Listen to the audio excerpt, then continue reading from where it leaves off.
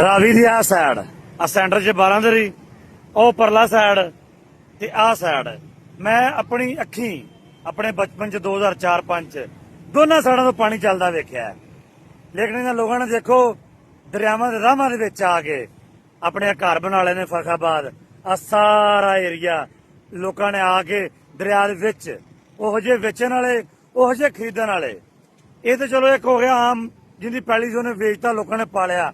ਹੁਣ ਪਾਣੀ ਆਇਆ, ਪਾਣੀ ਦੇਖੋ ਦਰਿਆ ਆਣਾ ਹੀ ਆਣਾ ਹੁੰਦਾ। ਇੱਕ ਨਾ ਇੱਕ ਦਿਨ ਪਿੱਛੋਂ ਕੋਈ ਮਸਲਾ ਬਣ ਗਿਆ, ਬਾਰਿਸ਼ਾਂ ਜ਼ਿਆਦਾ ਪੈ ਗਈਆਂ, ਇਹ 40 ਸਾਲਾਂ ਬਾਅਦ ਪਾਣੀ ਆਇਆ। ਇਸ ਟਾਈਮ ਕੋਈ 2-2.5 ਲੱਖ ਕਿਊਸੈਕ ਦਰਿਆ ਦੇ ਮੁਕਾਮ ਤੋਂ ਲੰਘਦਾ ਪਿਆ। ਮੈਂ ਕਹਿੰਦਾ ਕਿ ਏਡੇ ਬੇਸ਼ਰਮ ਲੋਕ ਨੇ। ਇਹ ਤਾਂ ਚਲੋ ਮਿਸਮੈਨੇਜਮੈਂਟ ਹੈ। ਇਸ ਟਾਈਮ ਰੂਡਾ ਦੀ ਮੱਧ 'ਚ ਪਾਰਕ ਵਿਊ ਸਿਟੀ, ਇਹਨਾਂ ਜ਼ਮੀਨ ਦਾ ਸੌਦਾ ਕਰਨ ਵਾਲੇ ਲੋਕ ਇਹਨਾਂ ਨੇ ਦਰਿਆ ਦੇ ਵਿੱਚ ਆ ਕੇ ਲੋਕਾਂ ਨੂੰ ਮਕਾਨ ਬਣਵਾਏ ਨੇ। ਹੁਣ ਇੱਥੇ ਰਾਵੀ ਦਾ ਕੀ ਕਸੂਰ ਹੈ ਮੈਨੂੰ ਦੱਸੋ?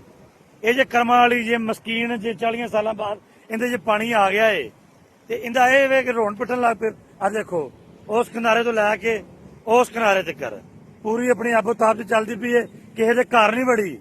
ਜਦੋਂ ਤੁਸੀਂ ਉਹਦੇ ਰਾਹ ਦੇ ਵਿੱਚ ਆ ਕੇ ਬਹਿ ਜਾਓਗੇ ਤੇ ਫਿਰ ਤੇ ਉਹਨੇ ਤੁਹਾਨੂੰ ਰੋੜਨਾ ਹੀ ਹੈ। ਜਦੋਂ ਉਹਦੇ ਰਾਹ ਦੇ ਵਿੱਚ ਆ ਕੇ ਬਹਿ ਗਏ ਹੋ ਉਹਨੇ ਵਿਚਾਰੀ ਨੇ ਲੰਘਣਾ ਹੀ ਲੰਘਣਾ ਉਥੋਂ। ਆਪਣੇ ਖਿਆਲ ਕਰੋ ਆਉਣ ਵਾਲੇ ਵਕਤ 'ਚ ਵੀ ਜਿਹੜੀਆਂ ਸੁਸਾਇਟੀਆਂ ਨੇ ਖਾਸ ਕਰਕੇ